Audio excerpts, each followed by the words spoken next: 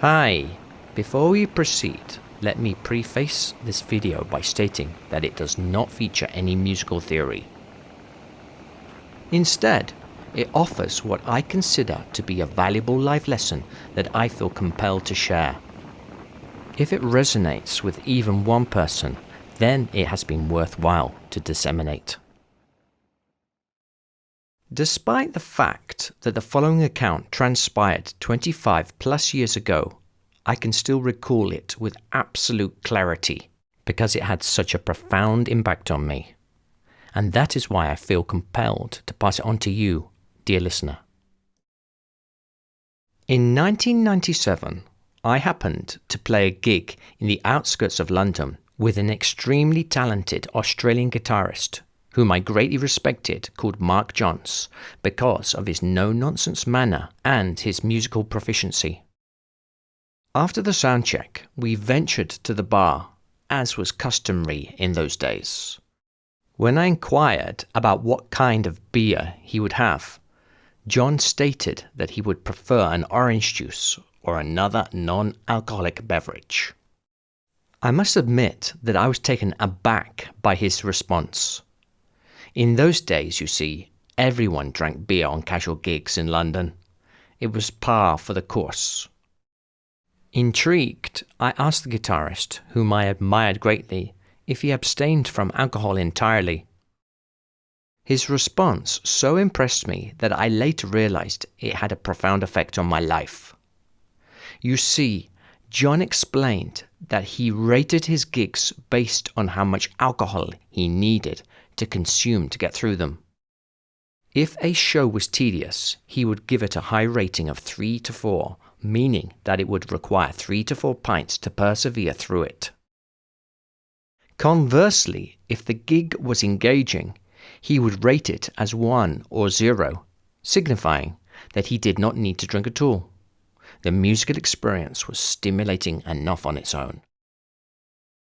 Until that point, I had never considered not drinking beer. It was so ubiquitous in the casual gig scene in which I participated that I hadn't given it a second thought.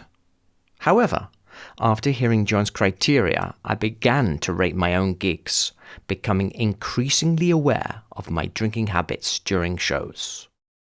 To my discomfort, I had to acknowledge that according to John's ratings, I drank almost every time I performed.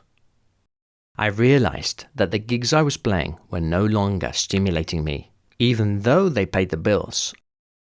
I understood at that moment that I needed to make a change because I knew and felt that I was going down the wrong path to a place I had not dreamt of when I started playing music.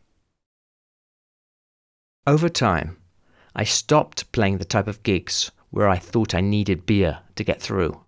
I began writing more music, organizing my own shows, and collaborating with musicians whom I respected and who inspired me. It wasn't easy.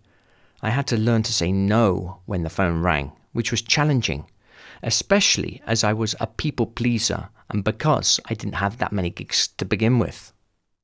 Inspired by John's philosophy, though, I managed to turn my life around positively. However, years later, after moving to Argentina, I realized that I had fallen back into the same trap. Instead of leaving or declining invitations to certain social situations, I used alcohol as a crutch to get through them, to have more fun, relax, and make connections. Luckily again, I was able to see the error in my ways and eventually move a long way away physically and mentally from people and situations that did not bring me closer to my goals in life. So the lesson I would like to impart is to listen to your own inner guide in every single aspect of your life, choosing when to say yes and choosing who and what to say no to, even though it might upset or even disappoint. I would love to hear your own comments and experiences. Thanks for watching.